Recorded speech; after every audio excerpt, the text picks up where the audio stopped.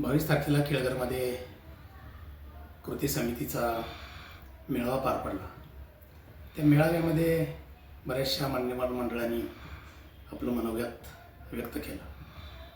खऱ्या अर्थानं कृती समितीचे जे प्रमुख सगळे पदाधिकारी आहेत त्या पदाधिकाऱ्यांना खऱ्या अर्थानं मला एक विनंती करायची।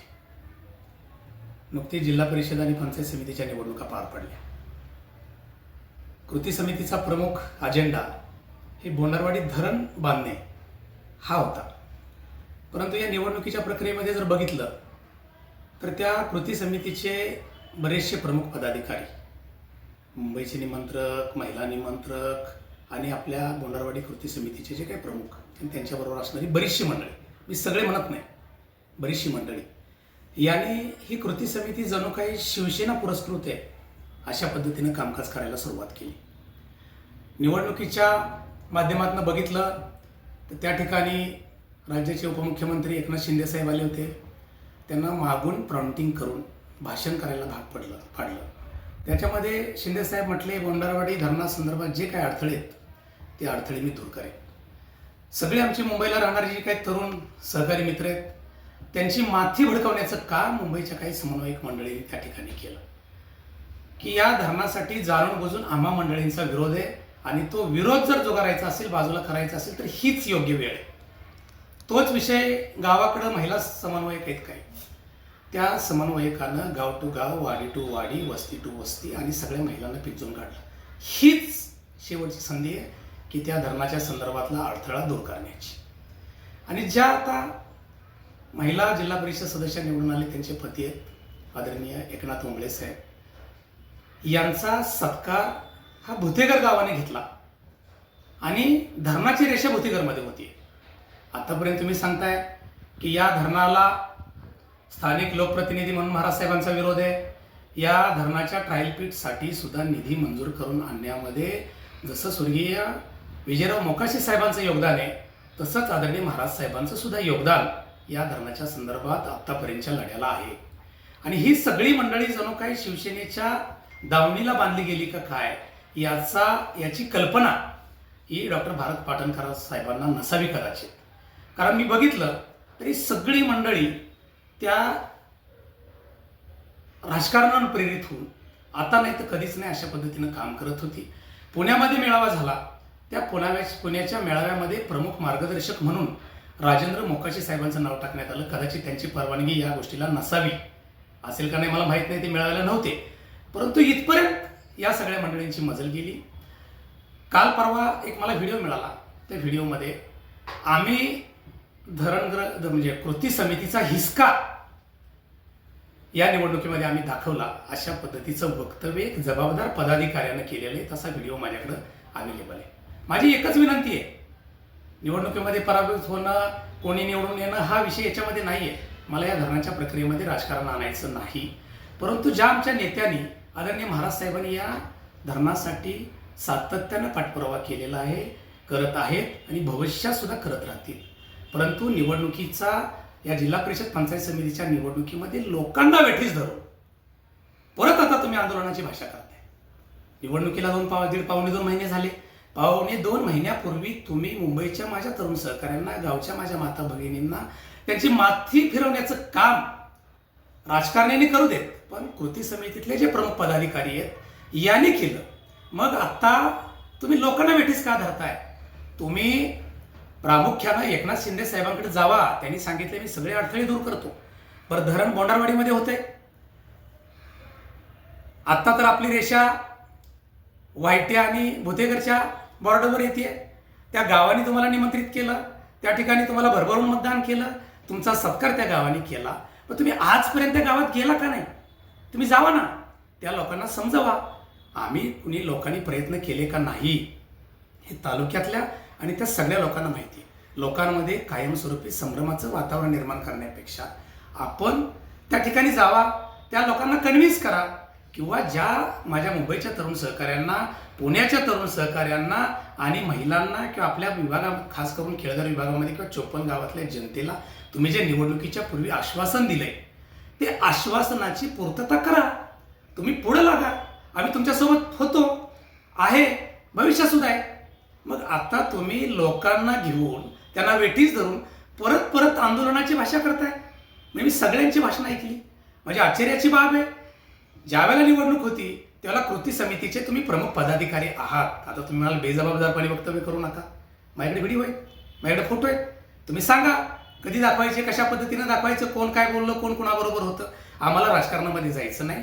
धरणाच्या माध्यमामध्ये स्वर्गीय विजयरावजी मोकाशी साहेबांसह संपूर्ण चोपणगावचं जे भोंडारवाडी धरणाचं स्वप्न आहे ते स्वप्न पूर्ण करण्यासंदर्भात आता इम्प्लिमेंटेशन होणं गरजेची गोष्ट आहे. पंचायत समिती तुमच्या विभागात तुम्ही लोकांना खोटं बोलून निवडून आणला. जिल्हा परिषद सदस्य आता तुम्ही आहात, कृती समितीचा आहे मी तर म्हणे. आणि हे सगळं असताना तुमच्या ताब्यात आता सत्ता, तुम्ही सत्तेत आहात.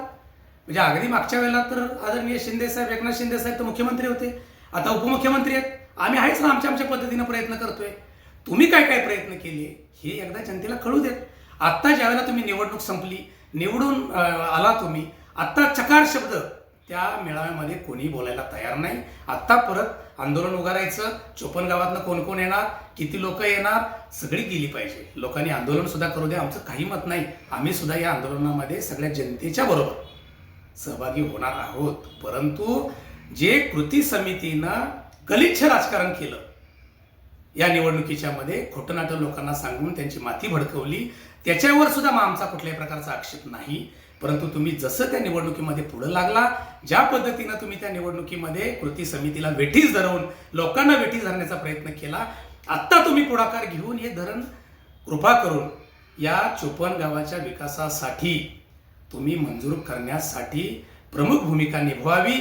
फक्त आंदोलन करू आंदोलन करू आंदोलन करू याच्यापेक्षा कुठंतरी हा लढा पुढे सरकावा.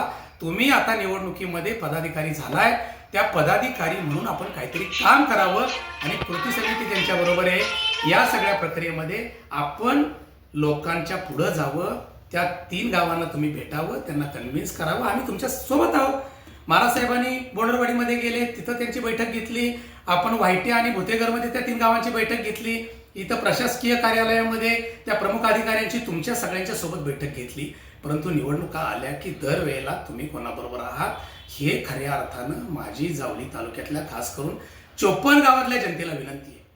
जे जे तुमच्याकडे बोंडारवाडी धरणाचा अजेंडा घेऊन आले होते, माझे मुंबईकर असतील, पुणेकर असतील आणि सगळ्या माता भगिनी किंवा आमची केळगर विभागातली किंवा चोपण गावातली जनता असेल, या सगळ्या जनतेला माझे हात जोडून एक नम्रतेची विनंती, माझं जाहीर आव्हान आहे. जे या निवडणुकीमध्ये तुमच्याकडे पुढे आले होते, निवडणूक संपल्या बोंडरवाडी धरणाचा प्रश्न मी मार्गी लावतो.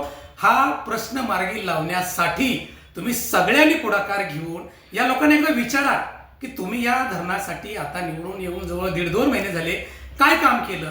आता फक्त आंदोलन आंदोलन आंदोलन. याच्या पुढं एकनाथ शिंदे साहेब तर म्हटले होते निवडणूक झाल्या हा विषय मी मार्गी लावणार. तर माझी सगळ्यांना हात जोडून विनंती आहे, खास करून कृती समितीला आणि माझ्या जावली तालुक्यातल्या किंवा चोपण गावातल्या जनतेला, की आपण यांना प्रश्न विचारा की बाबा रे, हा धरणाचा प्रश्न आपण कधी मार्गी लावणार आहात.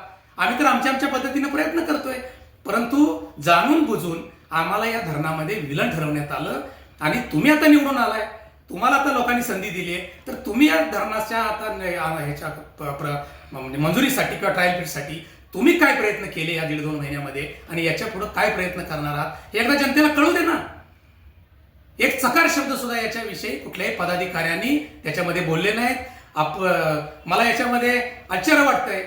अध्यक्ष म्हटले काहींनी या धरणासाठी भाजपमध्ये प्रवेश केलाय. आम्ही कुठेही या निवडणुकीमध्ये गेलो नाही. हे कुठे गेलो का नाही हे केळगर विभागातल्या खास करून जिल्हा परिषदेच्या कुटुंबी गटातल्या सगळ्या जनतेला माहिती आहे. माझं जनतेला आव्हान आहे. म्हणजे अगदी महिला समन्वयक पण म्हटल्या आम्ही महिला कोठ्याही कमी पडणार नाही. अरे, निवडणुकीमध्ये मतं मागायला तुम्हीच पुढे होता एका पार्टीच्या वतीनं, त्याला तुम्ही सगळी मंडळी विसरला होता. तुम्ही कृती समितीचे प्रमुख पदाधिकारी आहात. ह्या धरणामध्ये किंवा या गोष्टीमध्ये भविष्यात राजकारण येऊ नये मुद्दा म्हणून फक्त हे एवढं सगळ्या जनतेला माहीत व्हावं, जनतेला कळावं, एवढ्यासाठी आज मी हा खुलासा देतोय की तुम्ही कृपा करून हा धरणाचा विषय जसा निवडणुकीमध्ये लावून धरला होता, आता निवडणूक संपल्यावर मूग गिळून कृती समिती असेल किंवा जे काय आता पदाधिकारी झालेत ती सगळी मंडळी मूग गिळून गप्प आहे. त्यापेक्षा तुम्ही हा विषय पुढे नेण्यासाठी प्रामाणिकपणे प्रयत्न करावे आणि खास करून मुंबईची तरुण मंडळी की ज्यांनी भरभरून त्यांच्यावर विश्वास ठेवला, म्हणजे जी काम करत होती त्यांचा विषय बाजूला करून ज्यांनी काहीही केलं नाही त्यांना एकदा तरी प्रश्न तुम्ही सगळ्या मंडळींनी विचारला पाहिजे. खास करून मुंबईकर, पुणेकर आणि सगळे 54 गावातले, खास करून केळगाव विभागातल्या सगळ्या जनतेला माझे हात जोडून सगळ्यांना विनंती आहे, ह्यांना एकदा विचारा की तुम्ही ठीक आहे त्याच्या अगोदरच्या कोणी केलं नाही केलं ते सगळ्या जनतेला माहिती आहे, पण आत्ता तुम्ही निवडून आल्यानंतर या धरणासाठी काय केलं, का इथून पुढं फक्त आंदोलन म्हणून खेळणार आहात का धरणाचा प्रश्न मार्गी लावणार आहात, हे या केळगाव विभागातल्या आणि 54 गावातल्या जनतेला कळू द्या. धन्यवाद.